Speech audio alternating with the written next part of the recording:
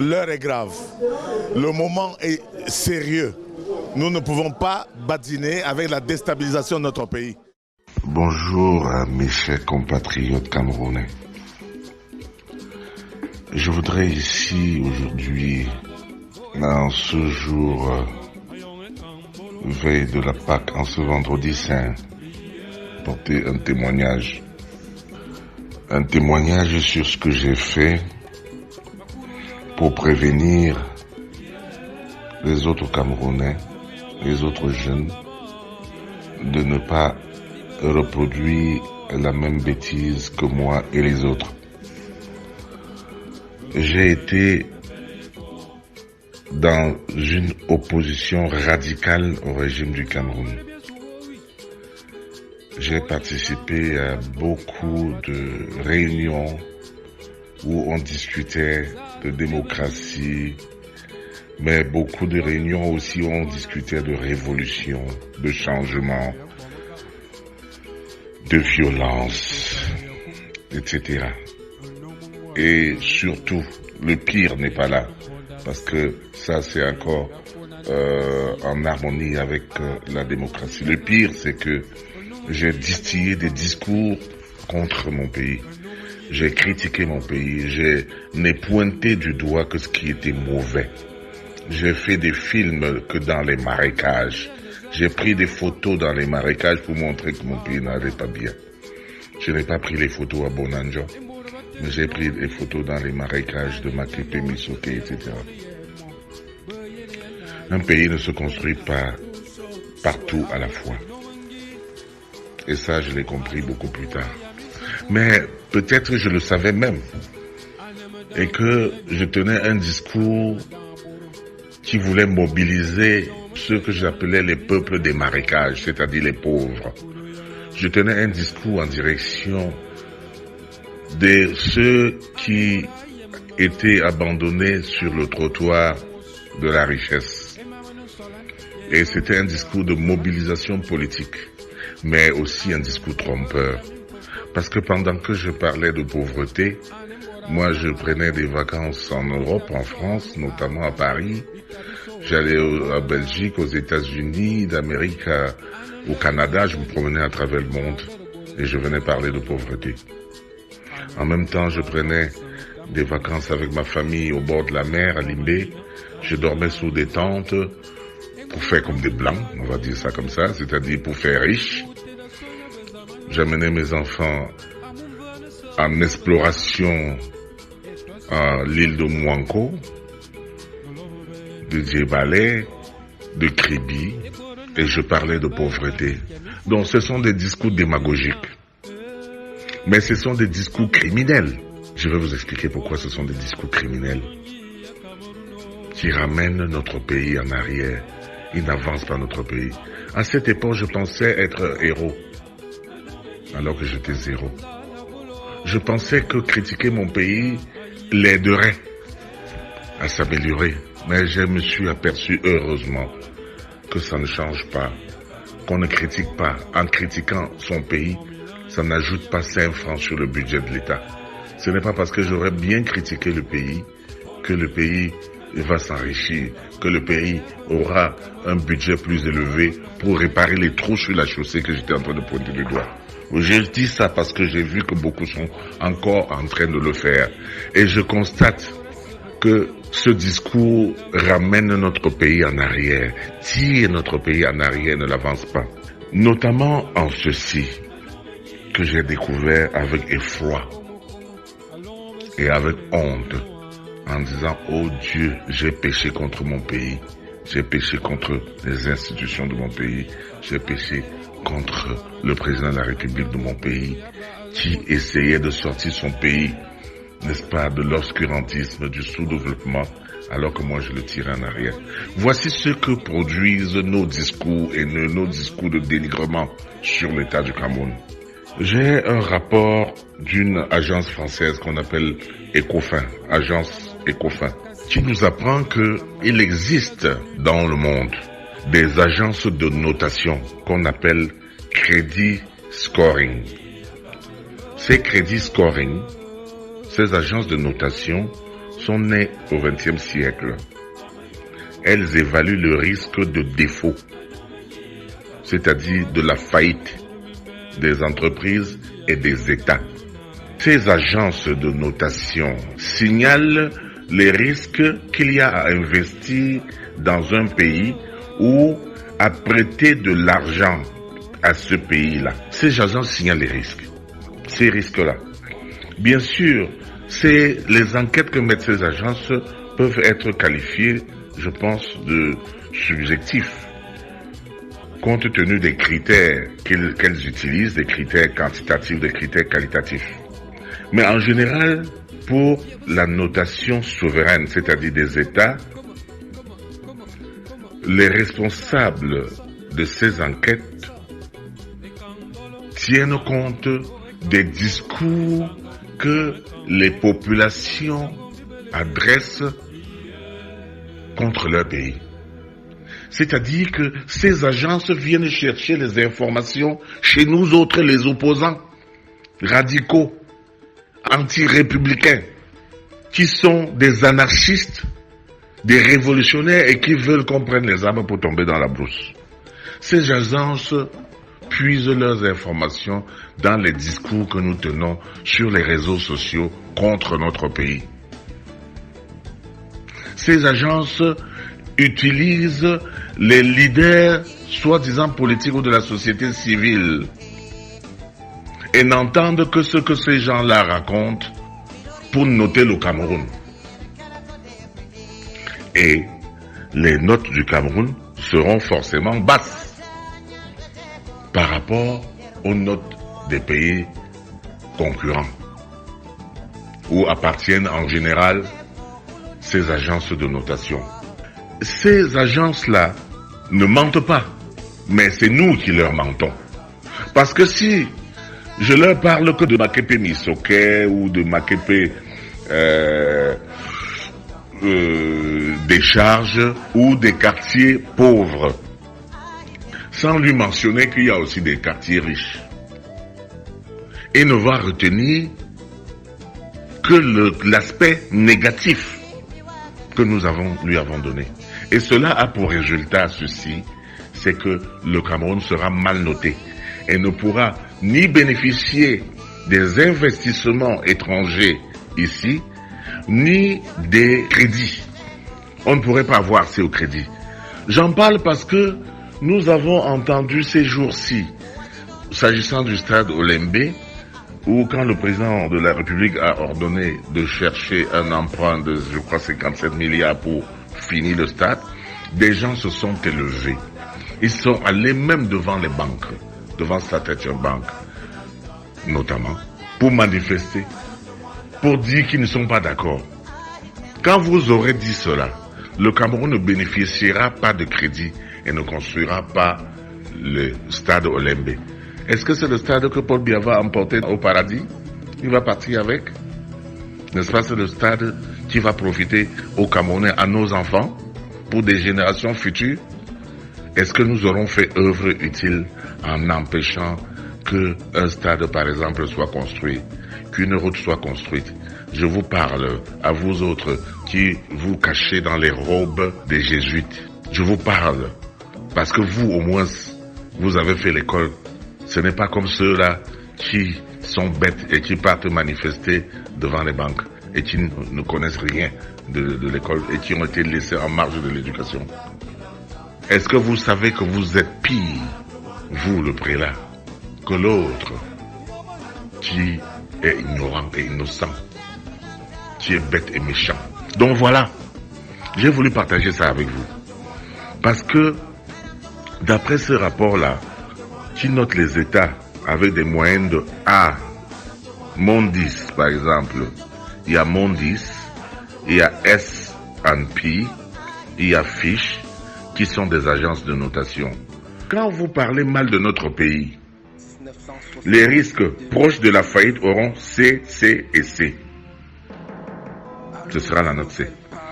Alors, heureusement qu'il y a d'autres personnes qui contrebalancent ce discours haineux, ce discours décourageant, ce discours discourtois, ce discours de dénigrement. Quelle a été la note du Cameroun? SPPP, c'est-à-dire S&P Global Rating, ex-Standard & Poor's, puisque son nom a changé en Standard & Poor's, a abaissé la note souveraine du Cameroun en la classant à B-.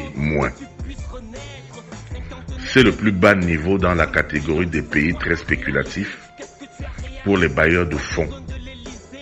L'agence Moody's, pour sa part, a maintenu la note B2 du Cameroun comme étant la première économie de la CEMAC.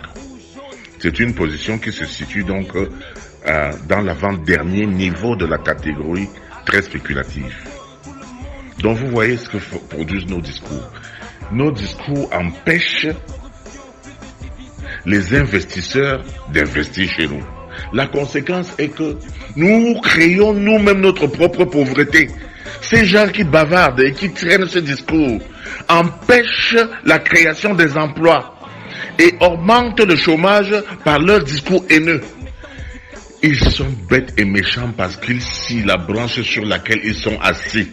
Je témoigne, j'ai été avec eux et j'en ai honte. Il faut remarquer que à l'étranger, les gens ne parlent pas mal de leur pays. En Europe, on ne parle pas mal des Américains. Les Américains ne parlent pas mal de leur pays. Au contraire, ils brandissent fièrement leur drapeau. Et ça commence à venir au Cameroun. Merci les jeunes qui commençaient à brandir très haut le drapeau du Cameroun. Ben Skinner, Bayam Salam ou des brouillards simplement. Le Cameroun a besoin de nous tous. Merci à tous les athlètes, les Roger Mila, les Etofis, les Nganou, Francis. C'est maintenant ou jamais, c'est maintenant ou jamais. Il continue, attention à passer la contrée. C'est terminé, c'est terminé. Roi du monde, Francis Nganou. Le marchand de sable est passé. Merci aussi à tous ces gars de Avenue Kennedy, à tous ces gars de Ndokoti, à tous ces gars de Aqua, à tous ces virtuoses de chant, des universités de Soa, de Douala, qui brandissaient haut les couleurs, qui portaient fièrement les couleurs du Cameroun. Oui, merci à vous aussi, merci à vous surtout, les gars du Nord, du Grand Nord.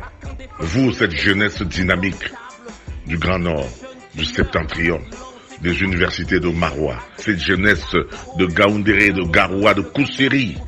Et vous qui portez fièrement le drapeau du Cameroun, vous qui êtes des patriotes et qui aimez votre pays et qui montrez que votre pays, vous êtes les héros.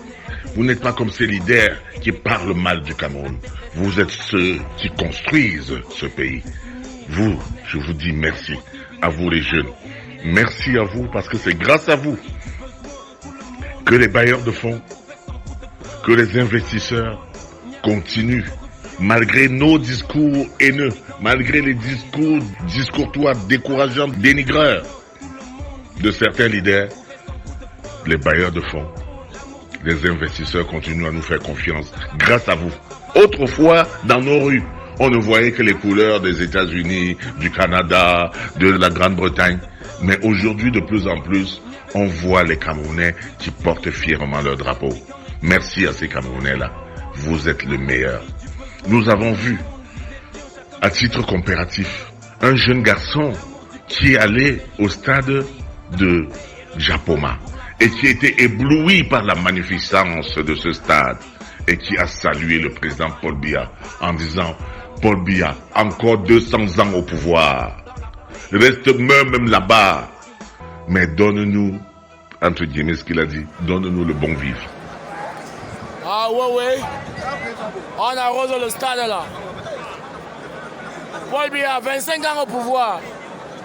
Le père fait encore 50 ans. Le père, 200 ans au pouvoir.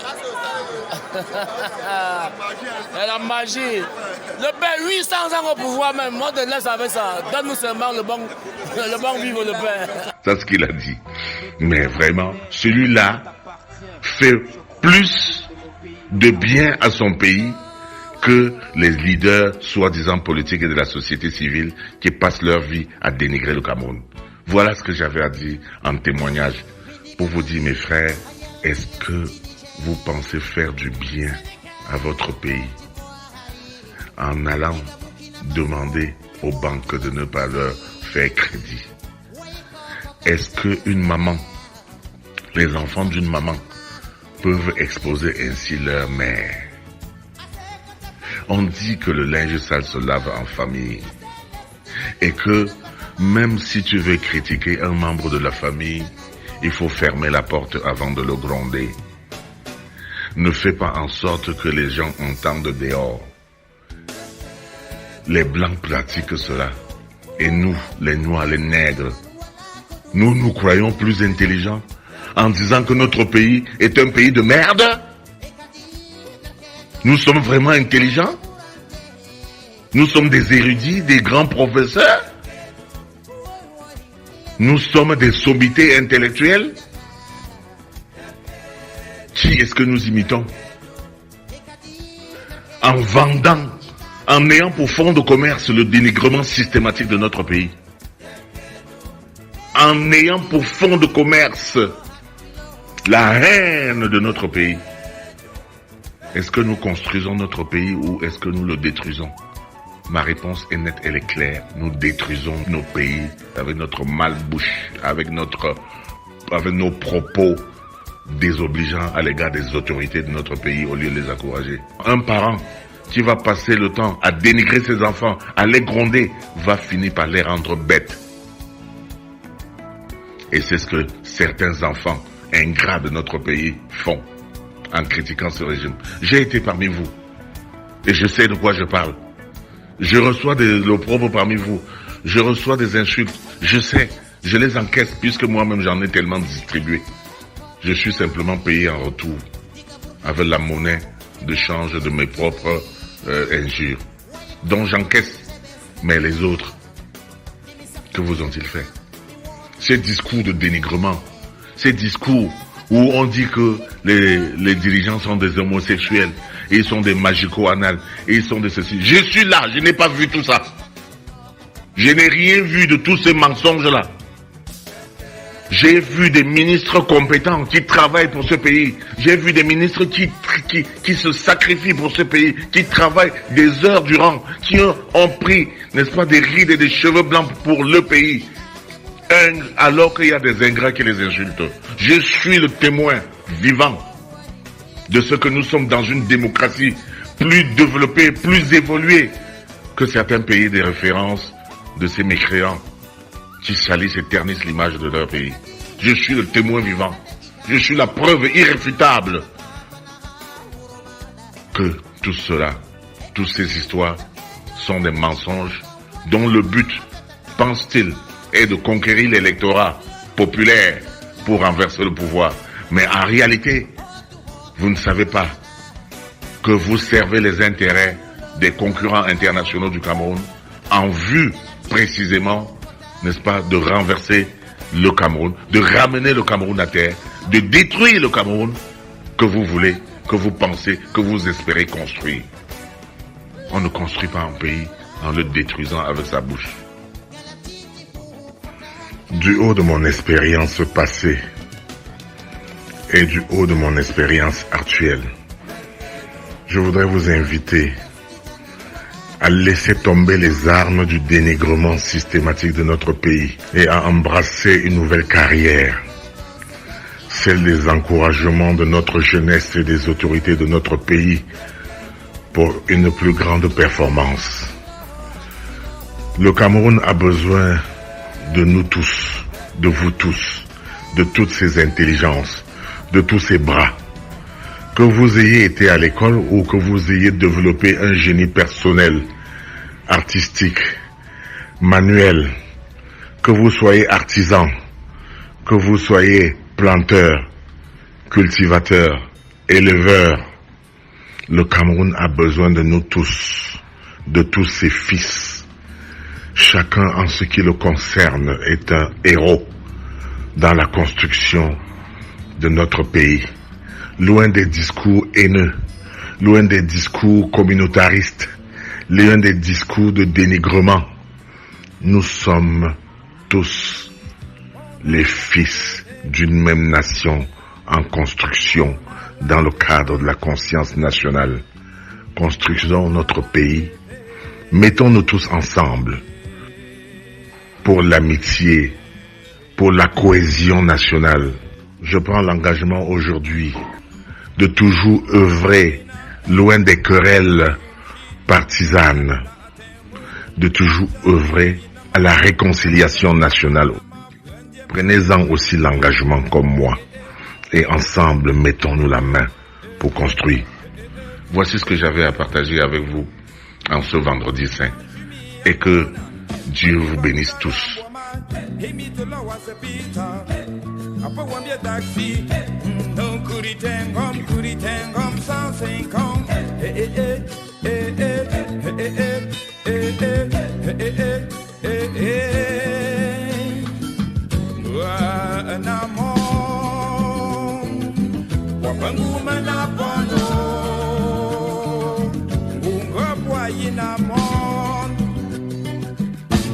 Pambuanashi